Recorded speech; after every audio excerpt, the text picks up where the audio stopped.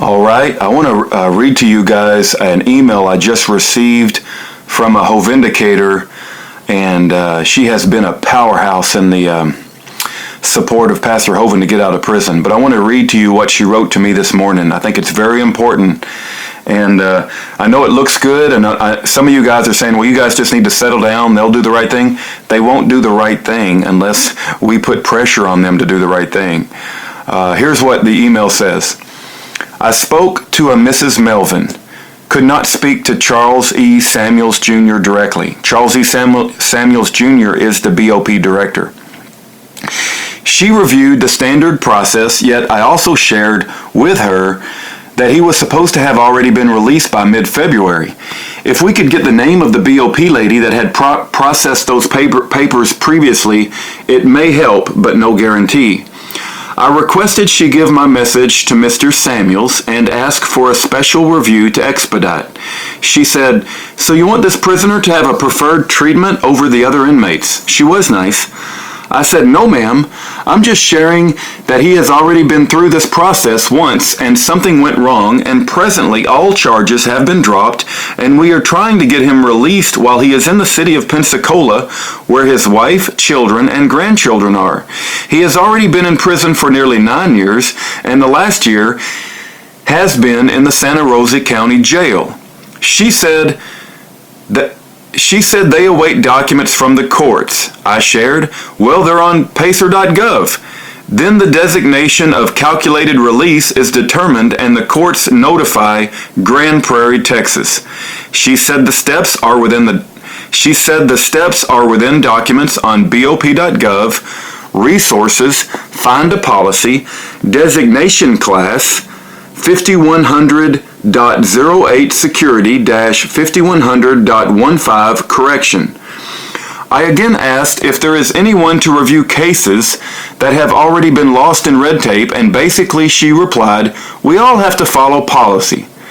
I again kindly asked her to hand deliver my message and contact Mr. Samuels, and she said she could deliver it only through policy and procedure.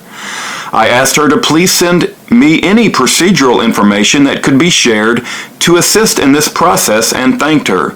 She gave me another number that may be more direct and assisted me within her realm. The phone number that she gave is 202-307-0222.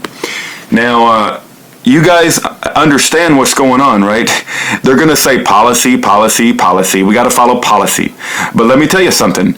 If enough people get the attention of Charles E. Samuels Jr., put on your best Christian behavior and kindly and in a Christian way ask, Pastor Hovind should have been released in February. All the charges have been dropped. Would you kindly review his situation? And while he's in the same city, 2.5 miles from his children, his grandchildren, and his wife, just please let him go.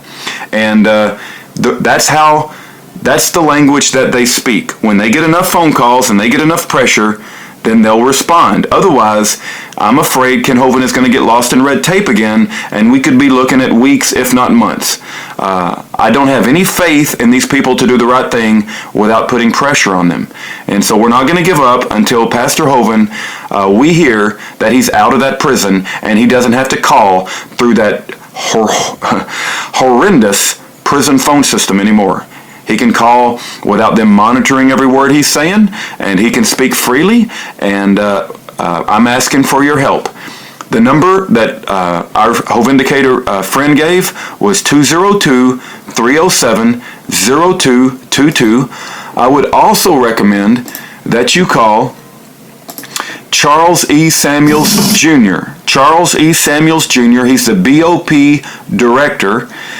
He has 39,000 employees working for him, and his phone number is 202-307-3198. Ask to speak to his office and kindly explain the situation, that Kent Hovind had all charges dropped and that you would like for him to be released today or tomorrow or very, very soon, and we're concerned that the paperwork has already been lost and somebody needs to make sure that the paperwork doesn't get lost this time.